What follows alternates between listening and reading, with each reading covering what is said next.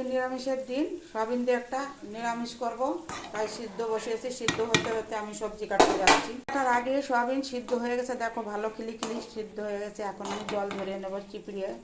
জল ধরে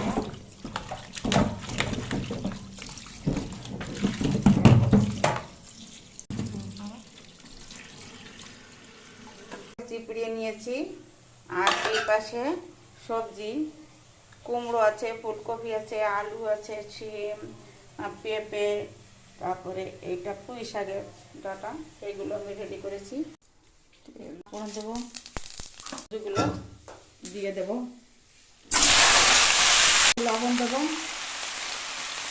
পরিমাণ মতো হলুদ দেবো, নাড়াচাড়া করবো, ঢেকে দেবো। এরপরে সবজির সঙ্গে মিশিয়ে ঢেকে দেবো। ঢেকে দিলাম।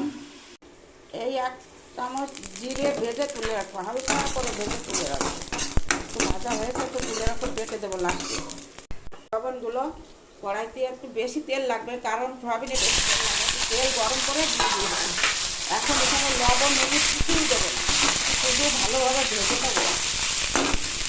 এপাশে ঢাকনা খুলে নাড়াচাড়া করতে থাকবো। যে জল দেখা যাচ্ছে, এই জল শুকিয়ে যাবে ভাজতে ভাজতে, ঢেকে ঢেকে ভাজাটা ভাজবো।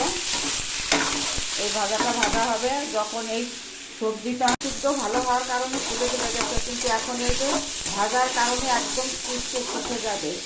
যখন এই পাশটায় আমার জল একদম শুকিয়ে যাবে, ভাজাটা ভালো হয়ে যাবে, তখন আমি মিলিয়ে দেবো। এখনও মেশাবো না, বন্ধ করে দিয়েছি। আর এই পাশে এখনো জল আছে, জলটা শুকিয়ে যাবে। ভাজা হয়ে গেছে, এই দেখো সেই ভাজা কাঁচা লঙ্কা ভাজা মশলা দিয়ে দেবো। কাঁচা লঙ্কা একটু বেটে দিয়েছি। এখানে জল শুকিয়ে গেছে, সবজিও গলে গেছে, এখন গরম জল দিয়ে দেবো। হয়ে গেছে, এখন 1 বাটি গরম জল দেবো। বেশি জল দেবো না, ডাল হবে। আর আমি তুলে নেব। হয়ে গেছে, এখন তুলে নেব।